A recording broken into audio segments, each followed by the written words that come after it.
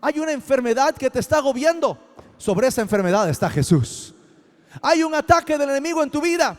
Sobre ese ataque está Jesús, porque Él está sobre todo principado, está sobre toda potestad, está sobre todo poder, sobre todo señorío. Y si hay un nombre que se quiere levantar, el nombre de Jesús está sobre él también.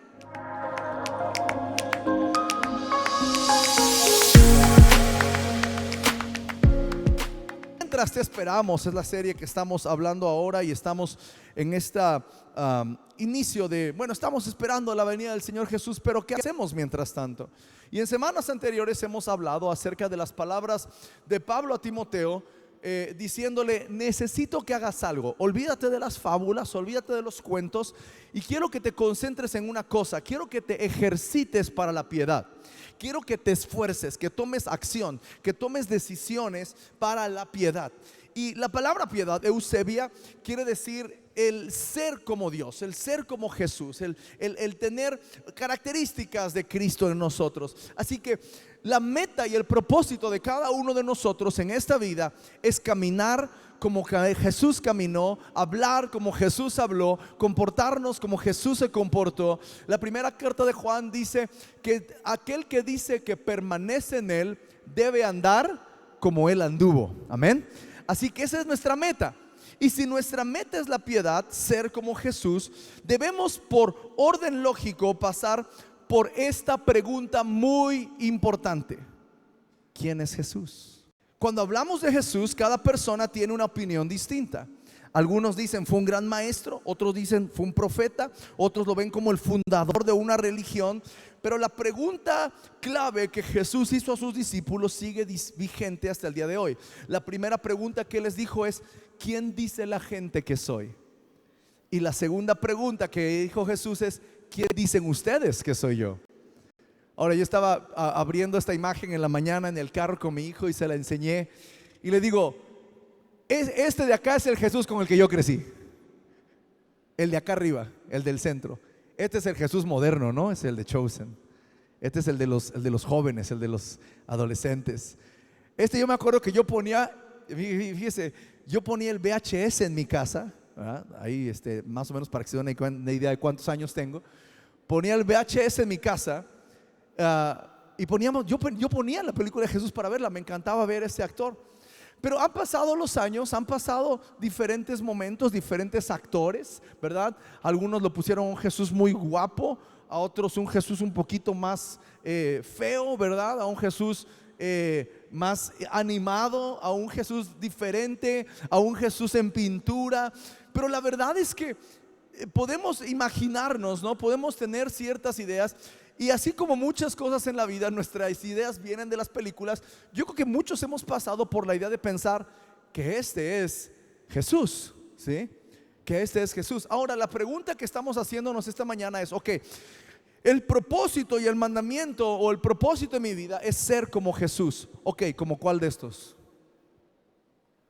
Como el Jesús de Chosen, un Jesús más cool, un Jesús más relajado, un Jesús que echa relajo, como el Jesús de hace algunos años, como el Jesús animado. ¿Cuál Jesús es el que tenemos que seguir? ¿Como cuál Jesús tengo que ser? Porque no me sale barba, soy muy lampiño de la cara, no puedo parecerme en esa parte a Jesús, ¿verdad? Quizá me parezco más al Jesús feo de todos los Jesús de la pantalla. ¿A qué Jesús quiero parecerme? ¿Cuáles son las características? Entonces yo me puse a pensar: ok, hay muchos en la iglesia hoy en día que han ido adoptando o han tenido imagen de Jesús en su vida, pero no lo conocen, no saben quién es Jesús. La pregunta que tenemos que hacernos es: ¿conozco lo suficiente a Jesús para presentárselo a otra persona? ¿Conozco su personalidad? ¿Conozco sus intereses? ¿Conozco su obra, su propósito? Porque conozco al pastor Alan de algunos años. Tal vez para presentarlo tenga que referirme a su pastorado, ¿sí? Pero mis hijos, que tal vez no tienen un ministerio, ¿cómo los puedo presentar? Como mis hijos, con sus características, con su carácter, su felicidad, lo que hacen, cómo nos hacen reír o cómo nos hacen enojar o cómo pasa, ¿verdad? Cualquier cosa. Hay una profundidad cuando tú conoces a una persona. Y la pregunta que tendremos que hacerlo primero es: ¿quién es Jesús? Segundo, ¿lo conozco lo suficiente como para presentarlo a otra persona? El Evangelio de Juan, capítulo 5, versículo 39. Aquí tenemos la respuesta de cómo podemos en parte conocer a Jesús, ¿ok? Así que si ya lo tiene, léalo bien fuerte conmigo. Dice la palabra de Dios: escudriñad las escrituras, porque a vosotros os parece que en ellas tenéis la vida eterna, y ellas son las que dan testimonio de mí. En la Nueva Traducción Viviente, el Evangelio de Juan capítulo 5 versículo 39 dice: ustedes estudian la palabra porque parece que apunta, que ahí van a conocer, pero toda la palabra apunta a mí. Y esto es algo hermoso, porque quiere decir que desde los primeros capítulos del Génesis podemos encontrar a Jesús. Podemos encontrar a Jesús en los jueces, con los reyes. Podemos encontrar a Jesús en los profetas. Podemos encontrar a Jesús en los evangelios, por supuesto, pero también en las cartas. Y finalmente entendemos que si queremos conocer a Jesús, tenemos que ir a la palabra. Porque este libro que tú tienes en tus manos, espero que tengas el libro en tus manos. Este libro, la Biblia, no es un libro de religión. No es un libro sobre religión. Es un libro sobre una persona. Y su nombre es Jesús. Este libro no es el libro de una religión. Es el libro de la historia de Jesús y de cómo Dios decidió crear al hombre a su imagen y semejanza, y que estuviera con él y tuviera buena y larga vida. El hombre pecó y se separó de Dios, pero todo el libro es el plan de Dios y no termina en el tiempo de los hechos. El libro no termina con los filipenses o los corintios o con la carta de Judas. El libro todavía nos habla acerca del futuro y nos habla acerca de cómo la tierra va a terminar, y nos habla de cómo Cristo volverá por segunda vez, y nos habla acerca del juicio final de Dios sobre la tierra, pero también que hay un cielo nuevo y una tierra nueva, y hay una morada para ti en el cielo, en donde hay calles como de oro, el agua es tan limpia que parece de cristal, y en el centro de esa ciudad está el trono del Señor Jesucristo. Hay una esperanza futura. Este libro no se detiene en el pasado, no se detiene con la historia de la iglesia primitiva, porque este libro no es un libro de religión, sino es un libro de una persona, y se llama Jesús. Así que ¿quién es Jesús? ¿Quién es Jesús? Para poder seguirlo, para poder ser como Él, necesitamos conocerlo. Número uno, tenemos que hablar de su humanidad. Jesús fue hombre. Jesús fue humano.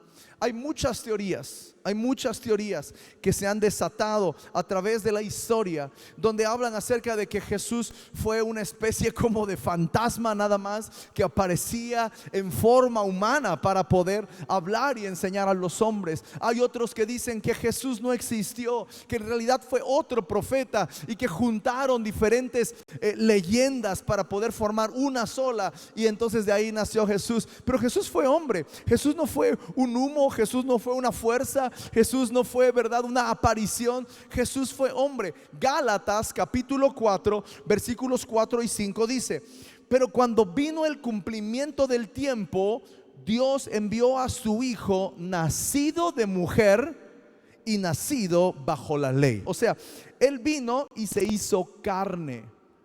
Él habitó entre nosotros, dice Juan. Grande es este misterio, dice Timoteo también, que Dios se manifestó en carne. Juan dice: en el principio era el verbo, y el verbo era con Dios, y el verbo era Dios. Jesús se hizo carne y habitó entre nosotros. ¿Para qué vino? Dios envió a su Hijo, nacido de mujer y nacido bajo la ley, para que redimiese a los que estaban bajo la ley, a fin de que recibiésemos la adopción de hijos. Él vino para pasarnos de un reinado de ley, de una ley que nadie podía cumplir, de una ley que estaba ahí para saber qué era pecado y qué no era pecado, y nos recompró porque éramos suyos a precio de sangre, para que tú y yo pudiéramos ser llamados hijos de Dios. Pero Jesús fue verdaderamente humano. No voy a leer todas las citas por causa del tiempo, porque tengo muchos puntos, espero poder terminar. Pero Gálatas 4:4 nos dice que nació de mujer. Mateo capítulo 4 versículo 2 dice que sintió hambre. Juan capítulo 19 versículo 28 dice que sintió sed. Juan capítulo 4 versículo 6 habla que se cansó. Juan capítulo 11 versículo 35 dice que lloró. Juan capítulo 19 versículo 30 dice que murió físicamente.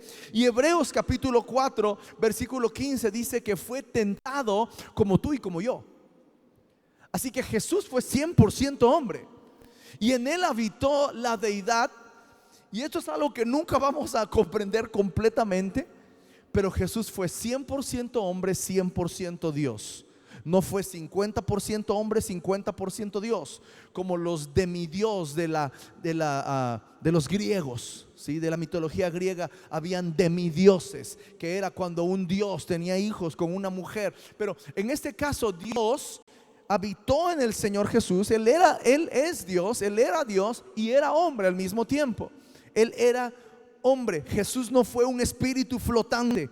Jesús fue 100% hombre. Sintió el dolor, porque muchos que hablan acerca de que Jesús fue un espíritu que aparecía para manifestarse y enseñar la verdad del reino de Dios, dicen que entonces a la hora de la cruz no sufrió. Pero dice la palabra de Dios que el precio de nuestra paz fue sobre él, que fue molido por nuestros pecados. Hubo un dolor sobre su cuerpo, varón experimentado en dolores. Así que no es un espíritu flotante, sino fue hombre. Sintió dolor, sintió el cansancio, le dolió la traición, sufrió de la soledad tal vez. Pero hay una diferencia: nunca pecó. Jesús nunca pecó. Esto significa que por la humanidad de Jesús, Él puede comprender tus luchas, puede comprender tus dolores, puede comprender tus aflicciones, pero al mismo tiempo puede guiarte a una vida de santidad y poderse convertir en tu Salvador. Número 2, tenemos que entender que Jesús fue Dios. Jesús fue hombre, sí, 100%, pero Jesús fue Dios también. Jesús no solamente fue un hombre bueno o un profeta más o un buen maestro. Él es Dios. Dígalo conmigo: Él es Dios. En Juan capítulo 10 versículo 30, Jesús dijo: el Padre y yo uno somos. El Padre y yo uno somos. Ahora, Jesús en diferentes tiempos habló acerca de su deidad. Él habló acerca de que Él y el Padre eran uno varias veces. Él habló de que Él era Dios. Él no dijo, bueno, a ver si les cae el 20. No, Él lo dijo abiertamente. Él mostró, Él habló y predicó acerca de su propia deidad. Pero a veces decimos, bueno, pero si Jesús, Él habló de Él, pues ¿cómo podemos confiar en eso? No, hubo revelación en los hombres al grado de que varias personas, tanto discípulos como no discípulos, igualmente declararon la deidad del Señor. En Mateo capítulo 14 versículo 33, los discípulos vienen saliendo de esa tormenta, ¿verdad? Donde Jesús llega caminando sobre las aguas, y dice que ya cuando volvieron a subir Pedro y él a la barca, dice que todos los discípulos dijeron: verdaderamente eres hijo de Dios. En Mateo capítulo 27, el centurión romano, estando ahí a los pies de la cruz, traspasado, el Señor Jesús, sangre y agua salió de su costado, la tierra tembló, se oscureció, al mediodía hubo una oscuridad, la tierra tembló, se sacudió completamente, al grado de que un incrédulo, un hombre que ni siquiera era judío, el primer gentil tal vez en creer la deidad de Jesús, él dijo: verdaderamente este hombre era hijo de Dios. Y finalmente, en Juan capítulo 20 versículo 28, cuando Tomás pone las manos en las llagas del Señor y ve su costado abierto y ve sus manos y ve sus pies, y le dice: Tomás, yo no soy un espíritu, aquí estoy en carne y hueso. Un espíritu no puede tener las huellas de los clavos en las manos. Y entonces Tomás hace esta declaración: Señor mío y Dios mío. hay una declaración de la deidad de Jesús. Así que Jesús no solo habló de Dios, Él se declaró igual a Dios. No solo lo dijo, lo demostró con su vida, con su poder, con su amor. Jesús es el Hijo de Dios, pero también es Dios hecho hombre. Por eso cuando tú lo ves, como Él lo dijo, cuando me ven a mí, ven al Padre. Cuando tenemos este contexto, nos es más fácil entender estas declaraciones. Jesús fue Dios hecho hombre. Por eso Él, cuando le dijo a Felipe, muéstranos al Padre y nos basta. Ay, Felipe, tanto tiempo llevo con ustedes y no se han dado cuenta. El que me tiene a mí, el que me ha visto a mí, ha visto al Padre. Cuando escuchas su voz, ¿la voz de quién estás escuchando? La voz del Padre. Estás escuchando la voz de Dios mismo. Hablemos entonces también de la obra de Jesús, no solamente de su deidad y de su humanidad, sino de su obra. Porque cuando la gente habla de sí misma, ¿verdad? Cuando tú te vas a presentar con alguien, lo primero que dices es a qué te dediques, ¿no? Muy buenas tardes, soy fulano de tal y soy arquitecto, o trabajo en tal lado, o tengo esta carrera. Hablamos de quiénes somos a través de qué hacemos en la vida. Por eso, si queremos conocer a Jesús, si queremos saber quién es Jesús, tenemos que saber qué fue lo que Él hizo. En Mateo capítulo 11 versículos 4 y 5. En Juan capítulo 11, al principio, Juan está encarcelado y manda a un grupo de sus discípulos a buscar a Jesús. Juan había visto a la paloma descender del cielo. Juan había estado ahí para bautizar a Jesús. Juan reconocía a Jesús como el Mesías. Sin embargo, él envía a un grupo de sus discípulos y les dice: quiero que vayan con Jesús y le hagan una pregunta. ¿Si eres tú o esperamos a otro? Si eres tú el Mesías, o tal vez tengamos que esperar un poquito más para que otro venga. Los discípulos de Juan el Bautista llegan allá con Jesús, le hacen la pregunta y Jesús responde haciendo alusión al libro de Isaías también, que él fue con el que inició su ministerio. Dice en Mateo capítulo 11 versículos 4 y 5: id y haced saber a Juan las cosas que oís y veis. Los ciegos ven, los cojos andan, los leprosos son limpiados, los sordos oyen, los muertos son resucitados, y a los pobres es anunciado el evangelio. Cuando Jesús inició su ministerio, leyó: el Espíritu del Señor está sobre mí y me ha enviado a proclamar libertad a los cautivos, a dar vista a los ciegos, empezó a declarar hacer esta declaración de Isaías que está en Lucas. Y cuando Juan el Bautista le manda a preguntar: si eres tú o esperamos a otro, le dice: respóndale y denle a entender a Juan que la palabra se cumplió, que la palabra se está cumpliendo en mi vida, que no hay profecía que yo no cumpla, porque hoy los ciegos están viendo, los cojos están andando, los leprosos están limpiando, los muertos están resucitando, y a los pobres es anunciado el reino de los cielos. Jesús vino para enseñar, para predicar, para sanar. Mateo capítulo 4 versículo 23 dice: y recorrió Jesús toda Galilea, enseñando en las sinagogas de ellos y predicando el evangelio del reino y sanando toda enfermedad y toda dolencia del pueblo. Marcos capítulo 2 versículo 17 dice: yo no he venido a llamar a los justos, sino a los pecadores. Así que Jesús habló de su propia obra. Jesús demostró con acciones lo que él estaba llamado a hacer. Él no dijo: yo no vengo a establecer una religión nueva, no vengo a pasarla bien, no vengo nada más a enseñarles algunos datos interesantes del reino de Dios. No, yo he venido a buscar y a salvar al que se había perdido. Yo vine por los pecadores, yo vine para que haya salvación, yo vine para abrir el camino al Padre.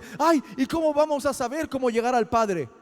Yo soy el camino y la verdad y la vida, y nadie viene al Padre si no es por mí. Así que Jesús no vino a buscar los perfectos, a buscar a los sacerdotes, a buscar a los fariseos, a los que sabían la ley completa. Él vino a buscar a los perdidos.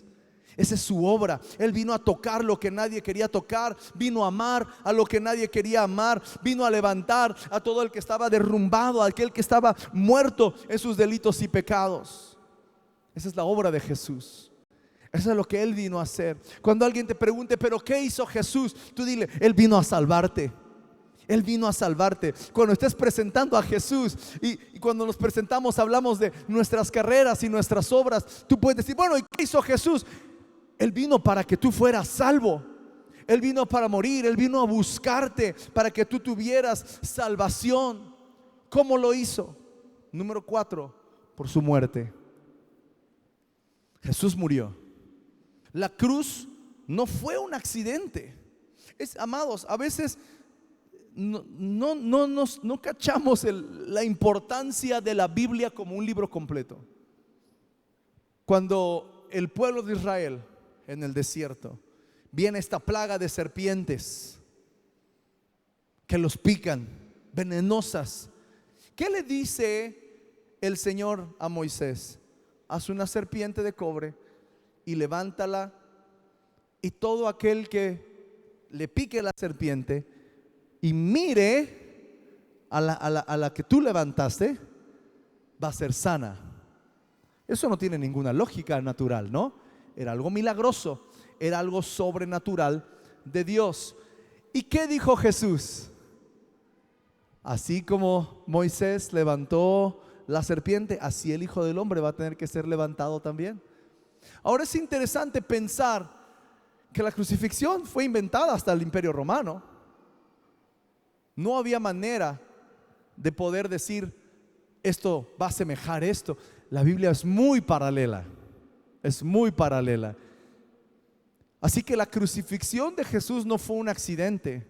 La crucifixión de Jesús no fue, si hubiera sido 40 años antes, Jesús hubiera sido apedreado por nuestros pecados. No, Jesús estaba consciente del momento y de las profecías. El Salmo 22 es uno de los salmos más proféticos que hay acerca de Jesús.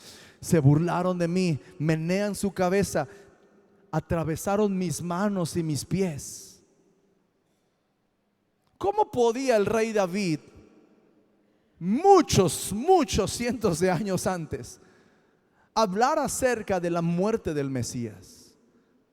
Contar puedo todos mis huesos. El siervo del Señor de Isaías capítulo 53. Mas él herido fue por nuestras rebeliones, molido por nuestros pecados. El castigo de nuestra paz fue sobre él, y por su llaga fuimos nosotros curados. Todos nosotros nos descarriamos como ovejas, cada cual se apartó por su camino, mas Jehová cargó en él el pecado de todos nosotros. Amado hermano, la cruz no fue un accidente. La cruz fue el acto de amor más grande sobre esta tierra. No hay acto más grande de amor, porque tú y yo no vivimos en este tiempo una muerte tan salvaje y tan brutal como fue la crucifixión. Aún en las descripciones y aún en la investigación, si tú te metes a internet y empiezas a investigar, hay un artículo que les compartí creo que en Semana Santa acerca de la Asociación de Médicos de Estados Unidos. Hizo una investigación profunda acerca de la crucifixión, de los horrores de la crucifixión, y no podemos, mi amado, entender cómo Cristo, el Hijo de Dios, dijo: está bien, yo lo sufro por ti. Yo llevo ese dolor por ti. La cruz no era algo pulido, algo hermoso. Esta cruz que vemos representada tal vez ni siquiera era tan limpia como esta. Y él tenía la espalda abierta de los latigazos, los músculos desgarrados, desangrándose completamente. Creo que 150, 160 kilos en la espalda, nada más del travesaño horizontal. Y otra cosa interesante que alguna vez escuché es que la cruz era hecha a la medida. La cruz era hecha a la medida del delincuente, para que sus brazos quedaran en donde tenían que quedar. Pero Jesús no estaba destinado a esa cruz, era Barrabás el que estaba destinado a esa cruz. Así que Jesús llevó la cruz de otro. En este caso era mía. Era mi cruz. Él llevó sobre su espalda mi cruz. No fue un accidente, Porque el Hijo del Hombre no vino para ser servido, sino para servir, dice Marcos. Y Romanos capítulo 5 versículo 8 dice: mas Dios muestra su amor para con nosotros, en que siendo aún pecadores, Cristo murió por nosotros. Nosotros le amamos a Él. ¿Por qué? Porque Él nos amó primero. Tú estabas en esa cruz, mi hermano. Dice Filipenses capítulo 2: por el gozo puesto delante de Él, sufrió. Ese gozo eras tú. Yo no sé si Jesús nos vio en la cruz. Filipenses nos da a entender que había un gozo puesto delante de Él y que éramos nosotros. Pero qué pensamiento es poder decir: Cristo llevó mi cruz. Cristo llevó mi cruz. Él cargó mis pecados, Él cargó mis errores, Él cargó mi culpa, el justo por los injustos. ¿Para qué? Para acercarme a Dios. Para que si yo creo en Él y lo confieso con mi boca, soy salvo. Para que si yo le recibo en mi corazón, pueda ser hijo de Dios. Es algo hermoso, es algo milagroso. ¿Por qué murió Cristo? Por el gran problema de este mundo. El gran problema de este mundo se llama pecado. El pecado es el gran problema de este mundo. El pecado, la palabra pecado lo describe como errar el blanco. Pero nosotros tenemos que entender la diferencia entre pecado y pecados. No es simplemente el singular y plural. El pecado es aquella cosa, aquella maldición por la cual todos los hombres estamos separados de Dios. Nacemos separados de Dios, caminamos separados de Dios. Y los pecados son las faltas constantes que estamos haciendo en nuestra vida que nos alejan de Dios. Pero Efesios capítulo 1 versículo 7 dice: en quien tenemos redención por su sangre. No me da el tiempo para hacerlo, pero por favor, hermano, investigue un poquito acerca de la redención. La redención es algo hermoso. Siempre pongo el ejemplo de un hermano aquí, un hermano que le robaron su auto, ¿sí? A este hermano le robaron su auto. Este hermano, por muchos años, antes de venir a Cristo, había vivido en el crimen, ¿sí? Vivido en ese mundo. Así que cuando su auto le fue robado, alguien de por ahí de ese mundo le mandó un mensaje y le dijo: oye, tu carro lo tiene fulano. ¿Ok? Alguien conocido. Entonces este hermano le escribió a ese fulano y le dijo: oye, ya me dijeron que tú fuiste el que robaste mi carro. ¿Y qué creen que le dijo el otro? Te lo vendo.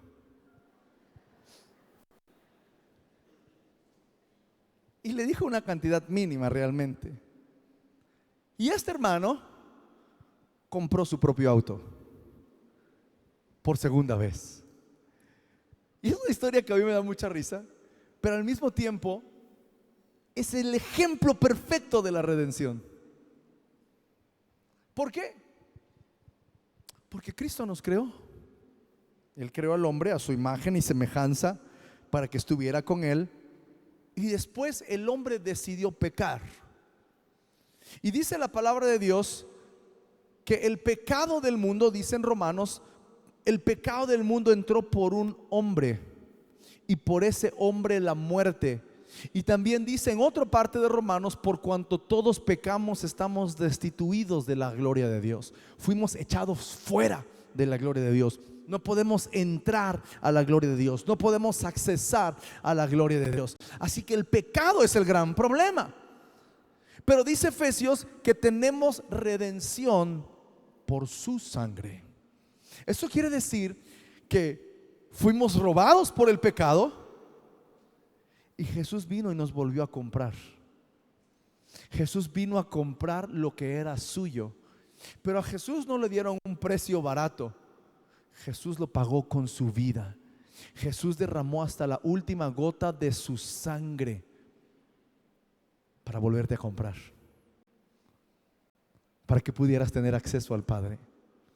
para que si tú crees en Él puedas tener vida eterna.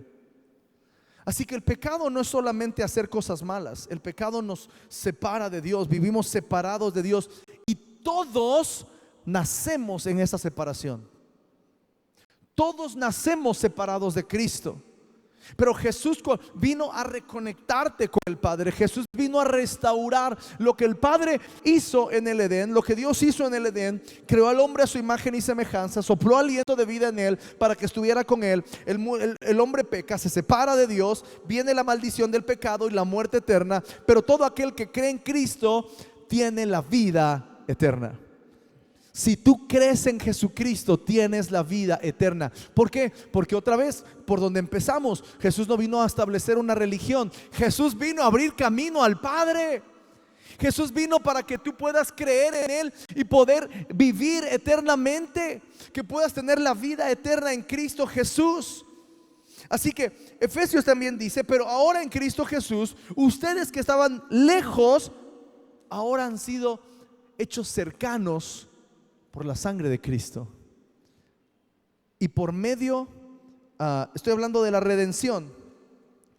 Dice Colosenses 1:20: y por medio de él reconciliar consigo todas las cosas, haciendo la paz mediante la sangre de su cruz. Así que esa sangre derramada no fue en vano. Nos acercó, nos limpió, nos reconcilió, nos volvió a comprar a precio de sangre. Lo más hermoso y lo glorioso es que Cristo vino, murió, derramó hasta la última gota de su sangre, fue sepultado, pero ahí no se acabó la historia. Amén. Jesucristo resucitó. Él se levantó al tercer día. Jesús prometió que iba a resucitar. Él no fue un misterio, no fue una sorpresa. Realmente los discípulos no habían tenido abiertos sus ojos ni habían entendido todas las declaraciones de Jesús. Pero Él una y otra vez estuvo diciéndoles: es necesario que el Hijo del Hombre padezca en manos de los pecadores y lo van a matar, pero al tercer día va a resucitar. No se va a terminar ahí la historia. Jesús prometió que resucitaría y lo cumplió. Jesús anunció desde antes de morir que Él iba a resucitar. La Biblia declara que Jesús se levantó al tercer día, y Corintios dice que Pedro, los discípulos y todavía 500 personas más lo vieron vivo. Uno de los debates más grandes de la gente que quiere debatir el cristianismo tiene que ver con la resurrección de Jesús, porque la misma palabra dice: si Jesús no resucitó, no creemos en nada, vana es nuestra fe. Si Jesús no resucitó, vana es nuestra fe. Por eso todos los que han querido debatir o refutar la fe cristiana han atacado la resurrección. Pero oh sorpresa, todos los que han empezado un ataque a tratar de refutar la resurrección han terminado convirtiéndose a Cristo. ¿Por qué? Porque hay mucha evidencia de que Jesucristo resucitó. Hay mucha evidencia de que Él se levantó al tercer día. Una vez ha resucitado, Él declara: toda la autoridad me es dada en el cielo y en la tierra. Así que Jesús se levantó con poder. Primera de Corintios capítulo 15 versículos 4 al 6 dice: y fue sepultado y resucitó al tercer día conforme a las escrituras. Otra vez, el primer versículo que leímos: toda la escritura apunta a mí. Todas las escrituras apuntan a mí. Todo lo que está en el Antiguo Testamento apunta a Jesús. Y todo, Él dijo así: ¿qué señales voy a dar? Derriben este templo y lo levanto en 3 días. Danos una señal y nos basta. Esta señal, esta generación incrédula, solamente les voy a dar una señal: la señal de Jonás. ¿Cuál era la señal de Jonás? Que pasó 3 días en el vientre del pez y después salió. Así que Jesús habló claramente y constantemente acerca de esto. Dice: resucitó conforme a las escrituras, y apareció a Cefas, que era Pedro, y después a los 12, y después a más de 500 hermanos a la vez. Amado hermano, hoy la tumba está vacía. Tú puedes visitar la tumba de poetas, puedes visitar la tumba de reyes, puedes visitar la tumba de grandes profetas, pero solamente una está vacía: la tumba de Jesús está vacía. Él se levantó, Jesús venció a la muerte, y por eso hoy tú también tienes la victoria sobre el pecado y tienes la vida eterna. Pero no se detiene ahí la historia. Jesús no se quedó ahí. Él salió de la tumba, pero ahora es exaltado. ahora Él está reinando. Hechos capítulo 1 versículo 9 dice: y habiendo dicho estas cosas, viéndolo ellos, fue alzado y le recibió una nube que le ocultó de sus ojos. Entonces, ¿dónde está ahora Jesús? Está en los cielos. ¿Cómo lo sabemos? Efesios, otra vez, lo sabemos por la palabra, hermanos. Efesios capítulo 1 versículos 20 al 22. Escuche lo que dice: la cual operó en Cristo, resucitando de los muertos y sentándole a su diestra en los lugares celestiales, sobre todo principado y autoridad y poder y señorío, y sobre todo nombre que se nombra, no solo en este siglo, sino también en el venidero, y sometió todas las cosas bajo sus pies y lo dio por cabeza sobre todas las cosas a la iglesia. Así que ¿dónde está ahora Jesús? Jesús está sentado a la diestra del Padre. Jesús está reinando, está sobre todo principado. Hay una enfermedad que te está agobiando, sobre esa enfermedad está Jesús.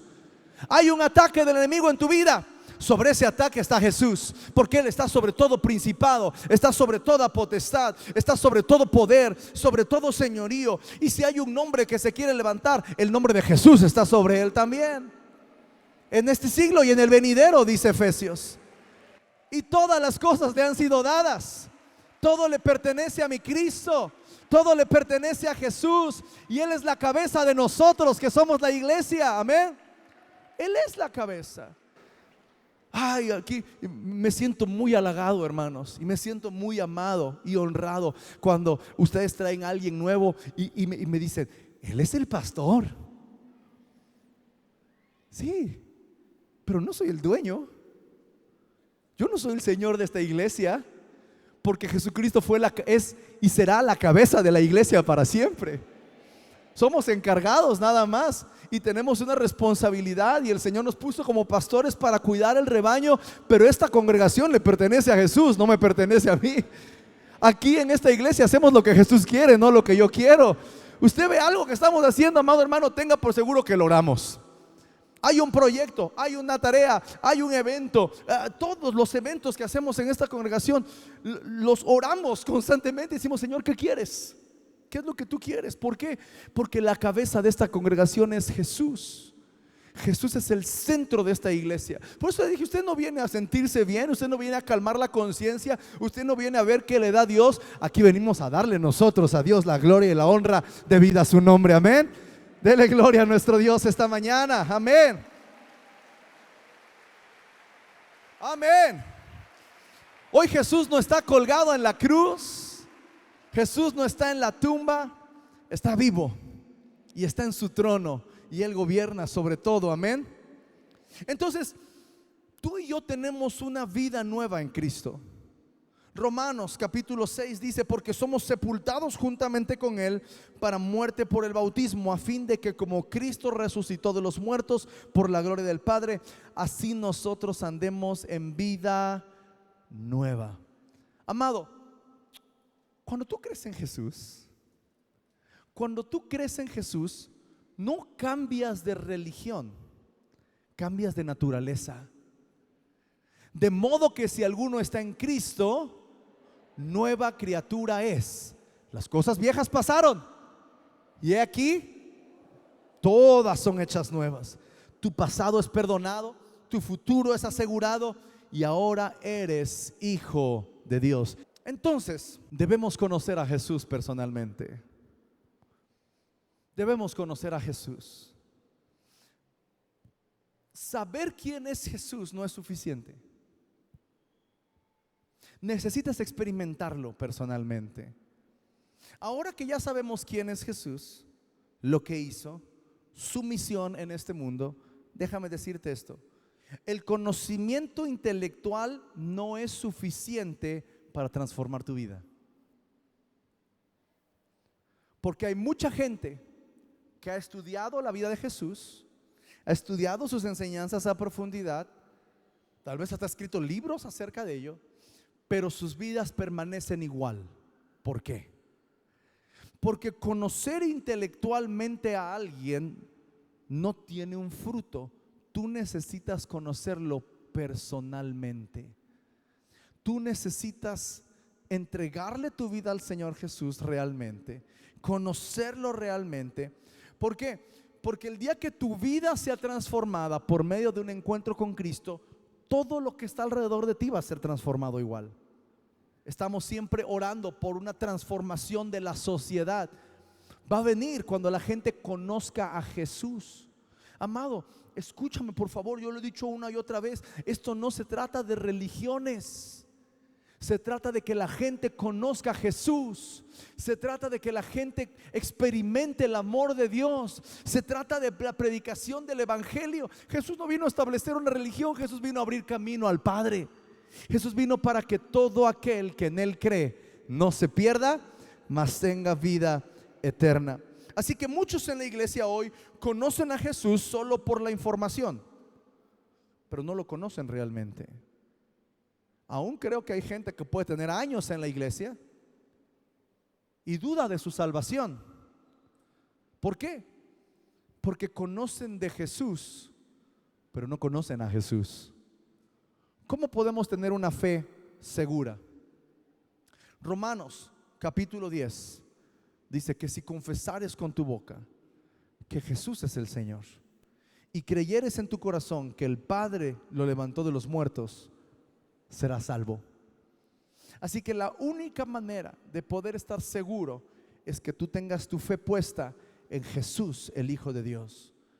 Que creas que vino a la tierra, se hizo hombre, murió y resucitó, se levantó al tercer día, ascendió a los cielos, está sentado a la diestra del Padre y algún día volverá por nosotros.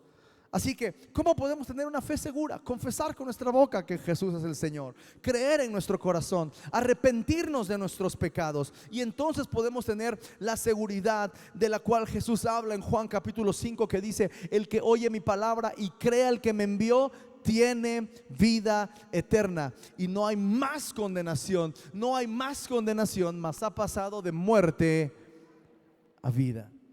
Así que conocer a Jesús no es solo saber acerca de Él, sino caminar con Él. Él no vino para darnos información, Él vino para darnos transformación. Amén. Él es el camino, la verdad y la vida. Y si tú lo recibes hoy, serás salvo.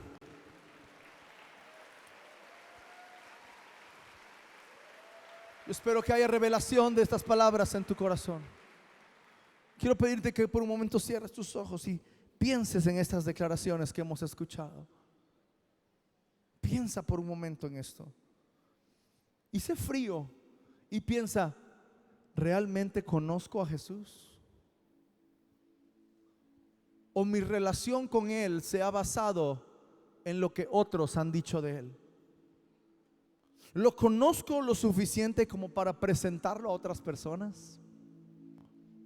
¿O simplemente es una idea, es un filósofo, es un buen maestro? Mi amado hermano, puede ser que tengas años en la iglesia y aún dudas de tu salvación. Si Cristo viniera hoy, ¿estás seguro que te vas con Él? Si hoy fuera el día que vas a morir, ¿estás seguro que te irías con Él?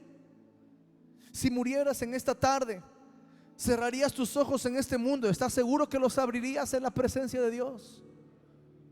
Porque si no, déjame decirte, Jesús te ama.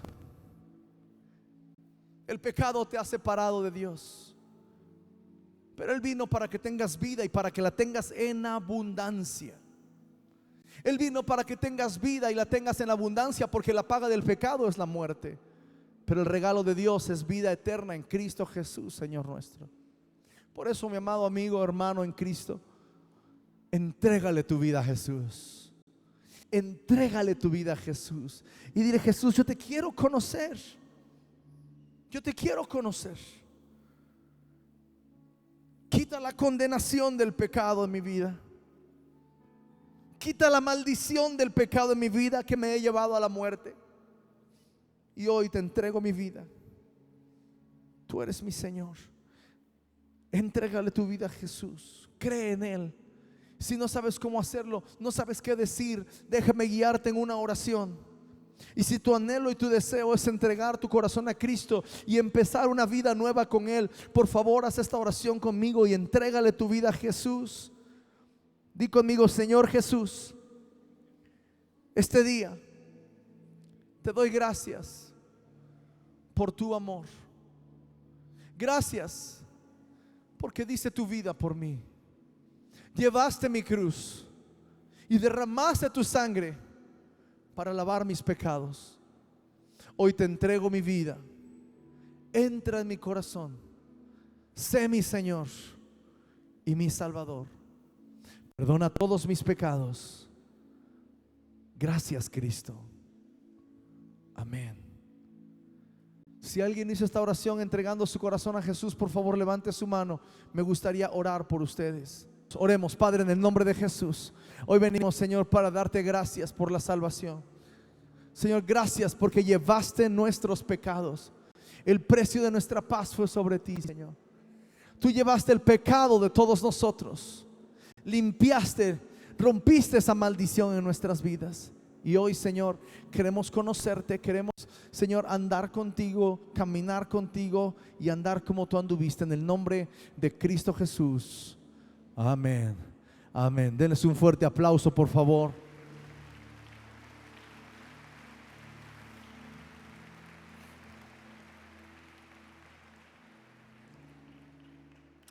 Antes de dar nuestras ofrendas y diezmos,